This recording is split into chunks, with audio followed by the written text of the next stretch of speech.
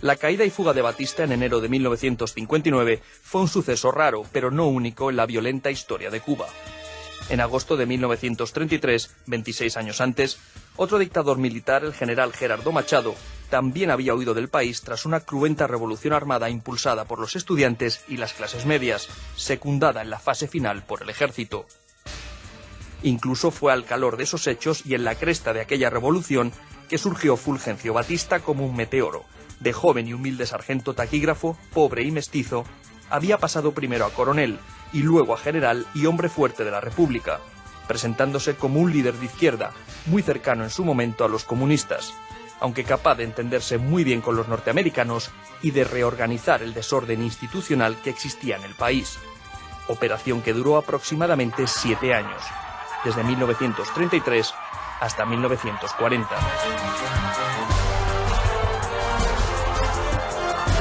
En ese año, en 1940, se aprobó una constitución democrática que no permitía la reelección, y Batista fue elegido presidente legítimo. Como madre, como esposa, como hija, queremos a Batista presidente.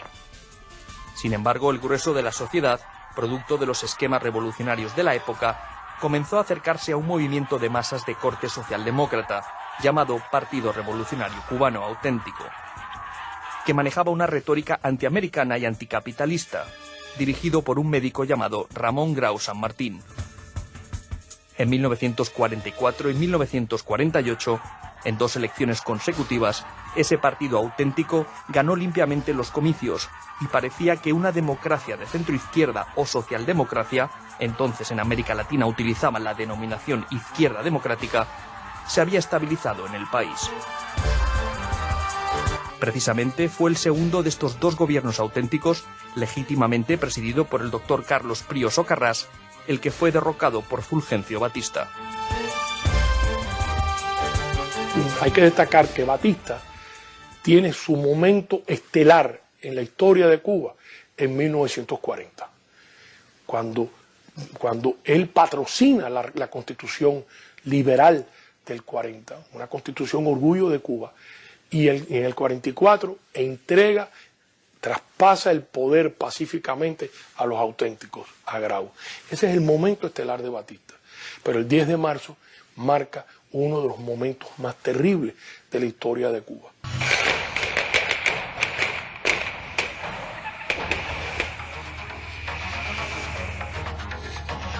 En efecto, en 1952, poco antes de las elecciones pautadas para ese año, donde según las encuestas de la época hubiera ganado el Partido Ortodoxo, un desprendimiento de los auténticos, Batista, que era un candidato prácticamente sin ningún apoyo popular, dio un golpe militar, el segundo de su vida, e interrumpió el curso democrático del país, abriendo con ello la puerta a la aventura revolucionaria.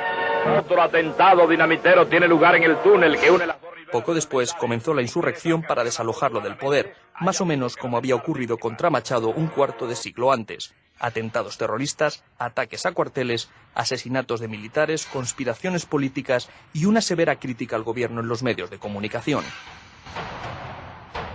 A todo esto respondió la dictadura de Batista con asesinatos selectivos, torturas a los detenidos y censura y persecución a los periodistas y políticos críticos. Fidel Castro llega a una sociedad que está buscando a alguien como Fidel Castro. Se crea esta mitología después de la Guerra de Independencia. La revolución, de acuerdo con la historia que nos fueron tejiendo, quedó frustrada cuando la intervención americana. Fue dentro de ese clima donde surgió Fidel Castro, como uno de los cabecillas de la insurrección, primero atacando sin éxito el cuartel Moncada el 26 de julio de 1953, y tras pasar 2 años en la cárcel y luego un breve exilio en México, creando un movimiento guerrillero en las montañas de Sierra Maestra, tras desembarcar en la isla en diciembre de 1956, junto a unos pocos seguidores que se atrevieron a acompañarlo en la aventura y casi fueron aniquilados a poco de arribar a las costas cubanas.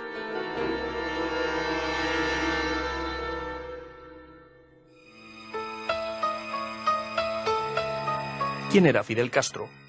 Era un abogado joven, violento y carismático, acusado a finales de los años 40 de crímenes políticos e intentos de asesinato en la etapa democrática de Cuba, aunque nunca lo condenaron en los tribunales. Se sabía que era confusamente radical y audaz. ¡Pueblo de Cuba! En estos momentos acaba de ser ajusticiado revolucionariamente el dictador Fulgencio Batista. En su propia madriguera del Palacio Presidencial, el pueblo de Cuba ha ido a ajustarles cuentas. Y somos nosotros, el directorio revolucionario, los que en nombre de la Revolución Cubana hemos dado el tiro de gracia a este régimen de oprobio.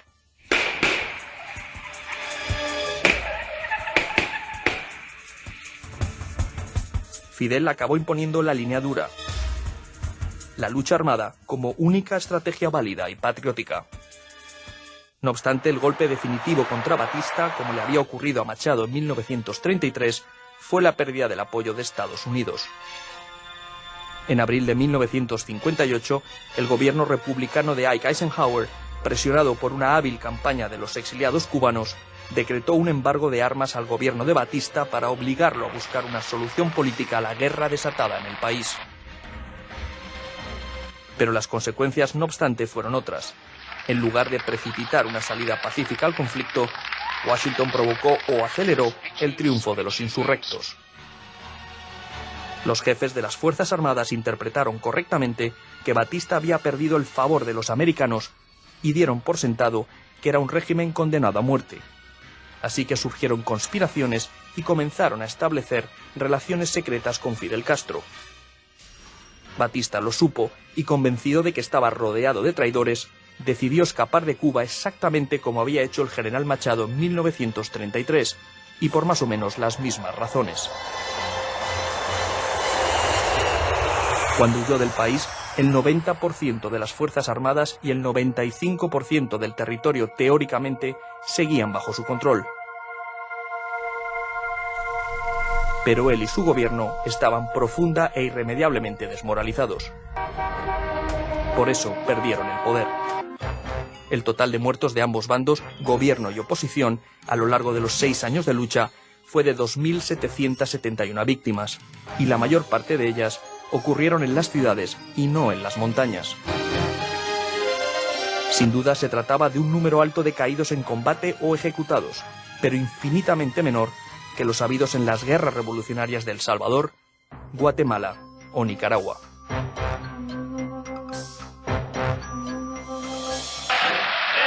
Una vez ocupada la casa de gobierno, el verdadero Fidel Castro comenzó a mostrarse a los cubanos y al mundo. Supuestamente, la revolución se había llevado a cabo para restaurar la democracia y las libertades individuales garantizadas en la Constitución de 1940 y conculcadas por Batista. Pero Fidel Castro, que había asegurado varias veces que no era comunista, muy rápidamente, en apenas 2 años, comenzó a confiscar las empresas privadas nacionales y extranjeras, se acercó a los soviéticos, atacó a Estados Unidos con gran vehemencia, nacionalizó sin compensación las propiedades de las compañías nacionales y extranjeras, muchas de ellas pertenecientes a norteamericanos y españoles, se apoderó de los medios de comunicación y estableció un gobierno de partido único. ¿Por qué lo hizo? Fundamentalmente porque desde sus años universitarios Fidel Castro había desarrollado simpatías por las ideas comunistas y un odio sin límites contra Estados Unidos. Esa tendencia se había reforzado a partir de su contacto en México en 1956 con el argentino Ernesto Guevara, conocido como el Che, también de convicciones comunistas, doctrinariamente mejor formado que Fidel en el marxismo, y los dos, además, recibían el aliento de Raúl Castro, hermano menor de Fidel, afiliado a las Juventudes Comunistas Cubanas desde 1953, aunque sin demasiado interés en las cuestiones teóricas del marxismo. No es verdad, pues, que Fidel Castro se arrojó en brazos del comunismo por la hostilidad norteamericana. El propio Fidel Castro se ha encargado 100 veces de desmentir esa hipótesis, aclarando que él es un revolucionario con convicciones, no un aventurero. Él tenía la capacidad de leer a Marx y a Lenin y suscribir sus ideas, como cualquier otra persona educada de la izquierda. Y con entera confianza, soy marxista-leninista y seré marxista-leninista hasta el último día de mi vida. En realidad, el embajador norteamericano en La Habana, nombrado tras el triunfo de la revolución, Philip Bonsall, llevaba instrucciones de forjar las mejores relaciones posibles con una revolución que, pensaban en Washington, sería nacionalista y estatista, como lo había sido la mexicana de 1910 y la boliviana de 1953, pero no necesariamente comunista. Al fin y al cabo, en aquella época la sociedad norteamericana estaba bajo la influencia de las ideas keynesianas y en Estados Unidos eran muchos los que veían con simpatías una mayor intervención del Estado en los asuntos económicos. Es verdad que los gobiernos de Eisenhower y Kennedy decretaron serias restricciones al comercio entre los dos países, conocidas como el embargo, pero esas medidas fueron el resultado de las confiscaciones sin compensación de las propiedades norteamericanas y del acercamiento de La Habana a Moscú, y no la causa del comportamiento socialista de Fidel Castro. Fidel Castro, además, tenía otros argumentos y razones para abrazar el comunismo. Sentía un profundo desprecio por el multipartidismo. Para él, la confrontación política era politiquería, y los políticos de la República unos tipos corruptos a los que debía erradicarse. Por otra parte, el comunismo le daba la coartada perfecta para establecer una dictadura personal interminable. Así entiende nuestro pueblo sus deberes. Basada en la hegemonía de un partido único controlado férreamente por él desde la cúspide, y le entregaba además una metodología de gobierno y una forma muy eficaz de organizar la policía política y los órganos represivos, como se había demostrado en la URSS y en el este de Europa. ¿Cómo Fidel Castro y un puñado de seguidores fanáticos pudieron llevar a los cubanos a una dictadura marxista-leninista y colocar al país en la órbita soviética si los comunistas apenas tenían simpatías en la sociedad y jamás alcanzaron el 5% de apoyo electoral? Eso pudo ocurrir porque los cubanos en general, aunque distaban mucho de tener simpatías por los comunistas, tampoco sentían mucho respeto por las instituciones republicanas, tal vez porque la clase política tradicional había dado muestras de muy poco respeto por el imperio de la ley. Los cubanos se llamaban revolucionarios y esperaban ansiosamente a que un líder bien intencionado, rodeado de otros como él, establecieran en el país el reino de la justicia y la equidad. Tenemos otro problema que es la necesidad de un guía, la necesidad de un Mesías, en poner nuestro futuro en manos de un hombre predestinado que conoce todos los caminos, que sabe todas las respuestas. Ese Mesías era Fidel Castro y sus apóstoles eran los barbudos que lo obedecían, de manera que una buena parte de la sociedad se entregó en sus manos sin medir las consecuencias de ese acto de fe ciega en el caudillo venerado.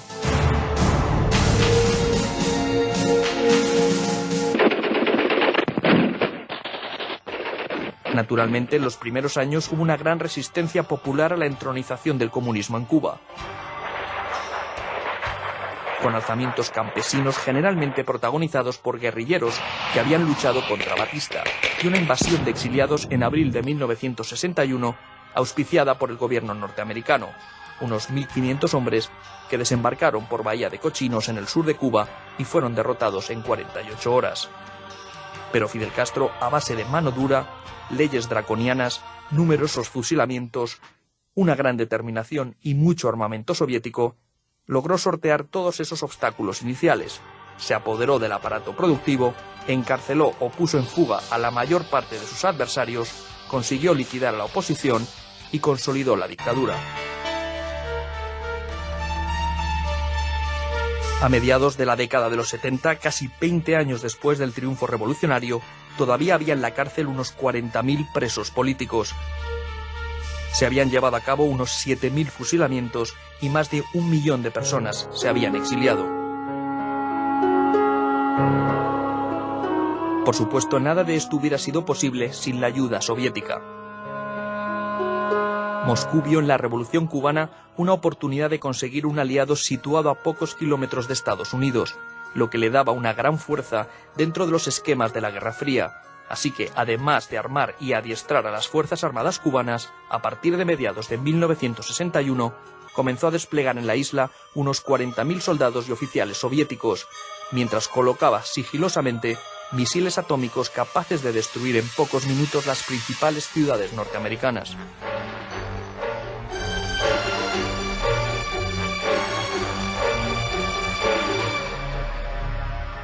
Descubiertos estos cohetes en octubre de 1962 por la inteligencia norteamericana, el gobierno de John Fitzgerald Kennedy decretó el bloqueo marítimo de Cuba y le exigió a Moscú la retirada de ese armamento, cosa a la que se avino Nikita Khrushchev, entonces primer ministro de la URSS.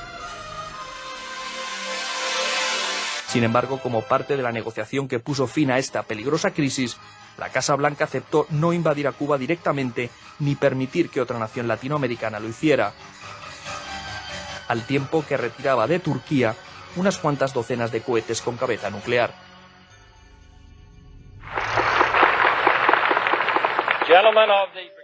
Si la fallida invasión de Bahía de Cochinos de abril de 1961 había provocado el fin de la resistencia armada cubana contra el comunismo, el acuerdo Kennedy-Khrushchev de octubre de 1962 tuvo el efecto de garantizar que Estados Unidos no intentaría liquidar violentamente al gobierno de Castro. El gobierno cubano desde entonces tuvo vía libre para crear una sociedad comunista prácticamente sin oposición. ¿Cómo se hizo? En octubre de 1960 se produjo la confiscación y estatización de todas las empresas medianas y grandes del país. A partir de ese momento, comenzó a marchas forzadas la construcción de un Estado comunista en el que el gobierno controlaba la mayor parte del aparato productivo. Casi toda la propiedad agraria fue a parar a manos del gobierno, entonces dispuesto a convertir a Cuba en un emporio azucarero aún mayor de lo que entonces era. Para lograr ese objetivo, creó unas comunas agrícolas que muy pronto comenzaron a mostrar sus deficiencias, con la excepción de pequeñas parcelas de tierra capaces de sustentar a algunas familias laboriosas.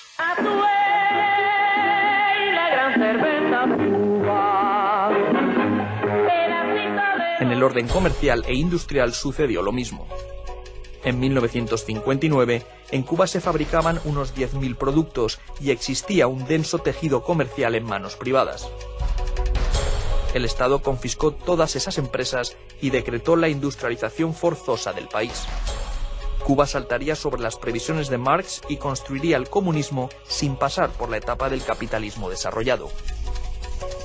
Lo haría con el ímpetu revolucionario del hombre nuevo, movido por resortes emocionales y no por recompensas económicas, bajo la dirección de Fidel Castro y el Che Guevara. Pero todo ese voluntarismo resultó desastroso. Los líderes revolucionarios no tenían experiencia empresarial. La producción agrícola e industrial cayó en picado. Casi inmediatamente se produjo un severo desabastecimiento que obligó al gobierno a repartir libretas de racionamiento que todavía se mantienen, mientras se desataba un grave proceso inflacionario que estremecía al país. Yo escribía informes muy confidenciales del estado del plan de inversiones que me obligaba a hablar del estado de la economía. Y el estado era definitivamente muy malo. Y los informes que nosotros escribíamos, y yo participaba en esos informes, eran muy francos. Sin embargo, la respuesta de Fidel Castro fue incrementar la presencia del Estado en la producción, decretando en 1968 lo que llamó la ofensiva revolucionaria, otro espasmo confiscatorio que acabó con cualquier vestigio de actividades privadas, mientras ordenaba la producción de 10 millones de toneladas de azúcar durante la zafra o cosecha de 1970, mucho más de la cantidad que razonablemente el país podía cultivar, esfuerzo económico que produjo un enorme descalabro en el resto de los renglones de la producción nacional. La consecuencia de aquellos planes improvisados, casi todos basados en la fiebrada imaginación de Fidel Castro, fue la quiebra financiera del país, una reducción sustancial de la capacidad de consumo de los cubanos y el fracaso de lo que se llamó el idealismo revolucionario, inaugurándose a partir de 1970 una total sovietización del modelo administrativo cubano, mediante el calco, a partir de ese momento, de cuánto se hacía en Moscú. Lo que entonces se dijo era que terminaba la etapa del gobierno carismático unipersonal y se pasaba a la era del pragmatismo institucional guiado por el partido único, algo que en realidad nunca sucedió, porque Fidel mantuvo totalmente las riendas del poder en sus manos.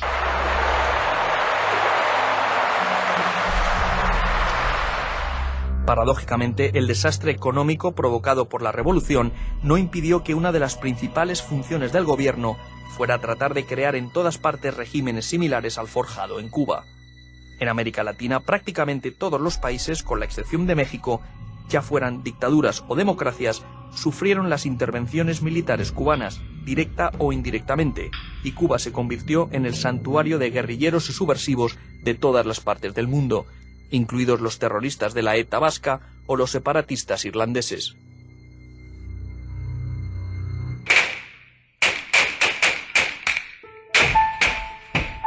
Dentro de esa atmósfera de aventurerismo y violencia fue que en 1967 el Che Guevara perdió la vida en Bolivia tras haber intentado crear guerrillas en el Congo pocos años antes.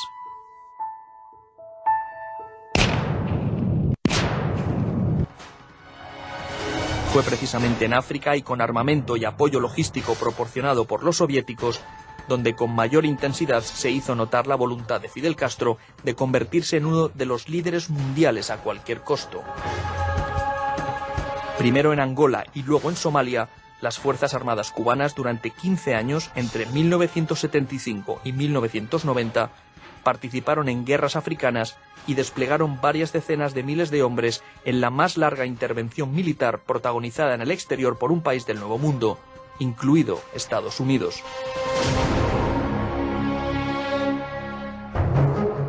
Mientras todo esto sucedía, la dictadura cubana, simultáneamente con el auxilio de los subsidios soviéticos, llevaba a cabo un gran esfuerzo en 3 campos de acción en los que alcanzó cierto nivel de excelencia: la expansión de la educación, la salud y las prácticas deportivas. Es cierto que en esos 3 sectores el punto de partida era alto, dado que Cuba en 1959 formaba parte de los países más desarrollados de América Latina, pero no hay duda de que el gobierno de Castro redujo el porcentaje de analfabetos, similar al de España en 1959, multiplicó el número de graduados universitarios, creó una notable red sanitaria y consiguió que un alto número de atletas cubanos alcanzara medallas olímpicas.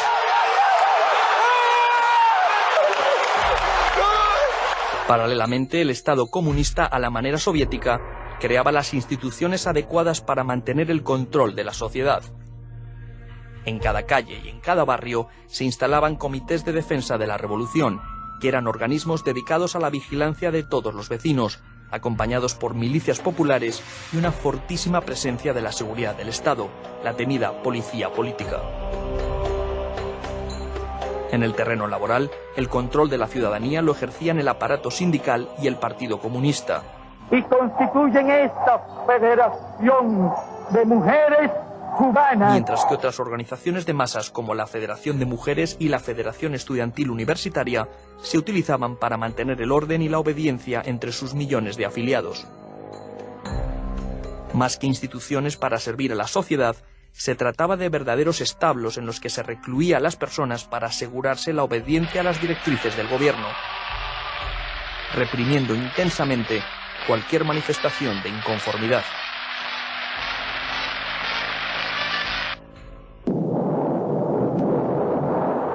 Naturalmente, las peores consecuencias de la entronización del comunismo en Cuba se dieron con la pérdida violenta de vidas humanas.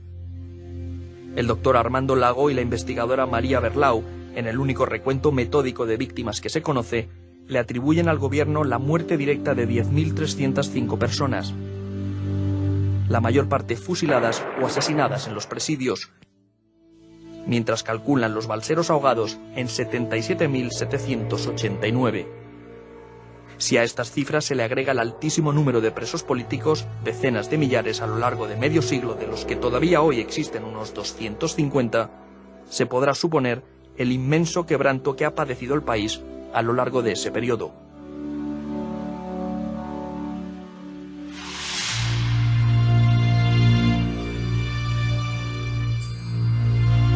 En el terreno económico, las consecuencias del establecimiento del comunismo desataron también una terrible catástrofe. Paulatinamente, Cuba dejó de ser una de las naciones más prósperas de América Latina para convertirse en una de las más pobres e improductivas, pese a haber contado durante 30 años con el masivo subsidio de los soviéticos, calculado en algo más de 100.000 millones de dólares. Ello ha provocado una disminución notable de la calidad de vida de los cubanos y un visible deterioro de sus condiciones de vida en los 5 renglones básicos de cualquier sociedad moderna: la alimentación, vivienda, agua potable, comunicaciones y transporte. Esto se explica por la destrucción y dispersión de la clase empresarial, el aniquilamiento del capital acumulado a lo largo de siglos de economía capitalista, la súbita interrupción de los lazos comerciales con Occidente y, sobre todo, por la incapacidad total de la planificación y del Estado empresario para satisfacer las necesidades más elementales de las personas. A lo que se añade el elemento destructivo de los huracanes que con cierta frecuencia barren la isla, dejando una estela de destrucción que la débil economía colectivista es incapaz de contrarrestar.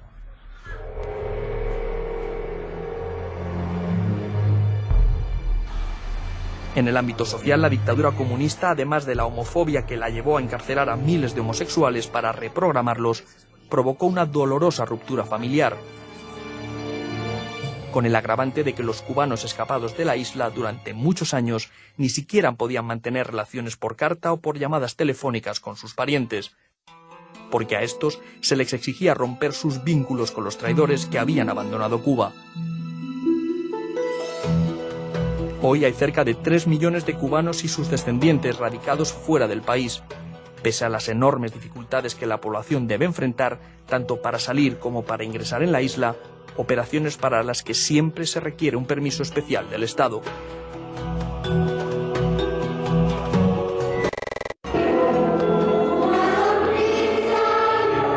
En el tema religioso, bajo la prédica militante del ateísmo, la sociedad se fue alejando de la tradición judeocristiana de donde provenía por su origen cultural español, esencialmente católica, factor que acaso contribuye a explicar la relajación de las costumbres sexuales, el aumento vertiginoso de la prostitución, incluida la infantil, el número de abortos y suicidios, el mayor con mucho de América Latina, y la constante apropiación indebida o robo de los bienes del Estado por parte de la sociedad. La educación masiva universitaria ha generado un importante número de graduados, unos 800.000, entre los que hay 65.000 médicos y millares de ingenieros, convirtiendo a Cuba en el país latinoamericano con mayor capital humano con arreglo a la población. Lamentablemente, junto a esta estructura médica, hay una casi total carencia de medicinas, equipos y material, al extremo de que los pacientes muchas veces tienen que llevar sus propias sábanas y en las salas de cirugía faltan el hilo de sutura y el jabón, mientras suele escasear hasta la anestesia.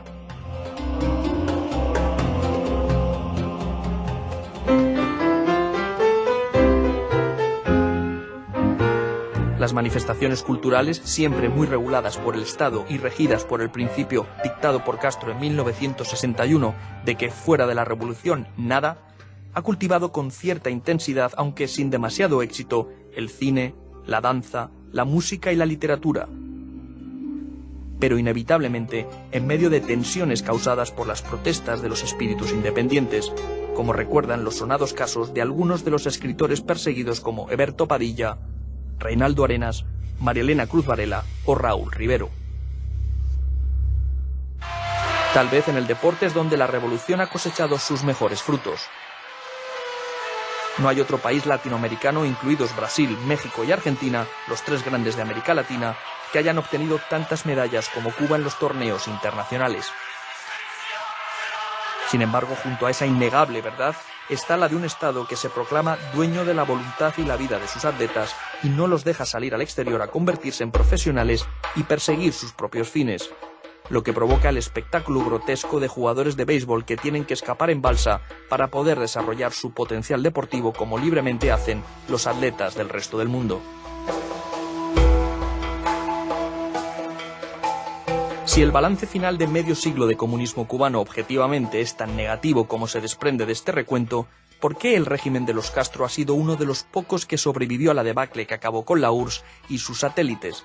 Pese a que este episodio significó además el fin del cuantioso subsidio soviético a Cuba en 1991, entonces calculado en 5.000 millones de dólares anuales, y la caída súbita de la capacidad de consumo de los cubanos en un 40%.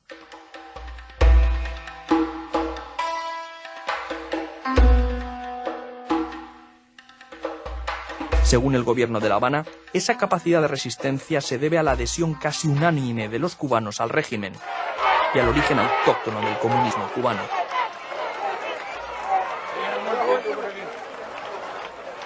De acuerdo con esta explicación, no fue un sistema impuesto por el Ejército Rojo como los que existían en Europa, sino el resultado de una revolución surgida de la voluntad del propio pueblo. Sin embargo, tal vez la razón sea otra. El régimen ha resistido porque Fidel y Raúl Castro no permitieron la menor fisura que pudiera poner en peligro el control que ejercen sobre absolutamente todas las instituciones y órganos del poder. Como sucede en Corea del Norte, país que tampoco modificó su modelo esencialmente stalinista y tampoco ha visto cambios sustanciales. En Cuba no hay espacio para la discrepancia organizada en ninguna zona del poder. Ningún funcionario puede expresar un criterio discrepante sin ser inmediatamente apartado de su cargo, y en el mejor de los casos, condenado al ostracismo. El partido, el aparato administrativo, los militares y la policía, la prensa, los jueces y fiscales. En Cuba no puede hablarse de poder judicial porque esta rama del gobierno, como todas, está subordinada a la autoridad del partido y este al criterio de Fidel y Raúl. Absolutamente todos los órganos de gobierno están en las manos de los Castro. Es cierto que existen unos cuantos centenares de opositores demócratas dispuestos a expresar su inconformidad con la dictadura, pero el gobierno, aunque no los aplasta, les impide manifestarse dentro de las instituciones o participar legalmente en la vida pública del país, limitando la actuación de estas personas o grupos a pequeñas reuniones privadas y a comunicaciones periódicas con los corresponsales extranjeros radicados en Cuba, o con los viajeros que se asoman al país para dar la sensación de que en la isla existe una oposición artificialmente mantenida desde el exterior, rechazada por el conjunto de la sociedad. Cuando los disidentes se extralimitan, el gobierno utiliza contra ellos diversas formas de represión. En primer término, pueden perder sus trabajos, les cortan las líneas telefónicas, les confiscan los libros, las computadoras o máquinas de escribir. Si no escarmientan, el gobierno lanza las turbas contra sus casas en los llamados actos de repudio. El próximo paso es la cárcel, como sucedió en el 2003, cuando 75 activistas de derechos humanos, periodistas y bibliotecarios independientes fueron enviados a prisión y sentenciados a penas de hasta 25 años de cárcel. Naturalmente, este ambiente de terror paraliza a la mayor parte de la sociedad e impide que las fuerzas que desean el cambio, aunque constituyan la inmensa mayoría del país, consigan hacerse oír y logren redefinir el destino colectivo de los cubanos en dirección del pluripartidismo, la democracia representativa y un sistema económico que reconozca los derechos de propiedad a los individuos.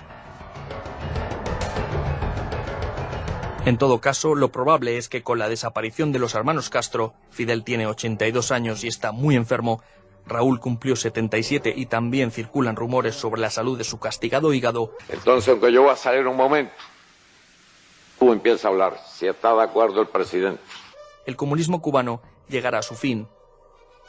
Cuando se llegue a ese punto, va a parecer casi inexplicable que durante 50 años 3 generaciones de cubanos vieron cómo sus vidas se consumían al calor del error, la dictadura y la sinrazón de la revolución cubana.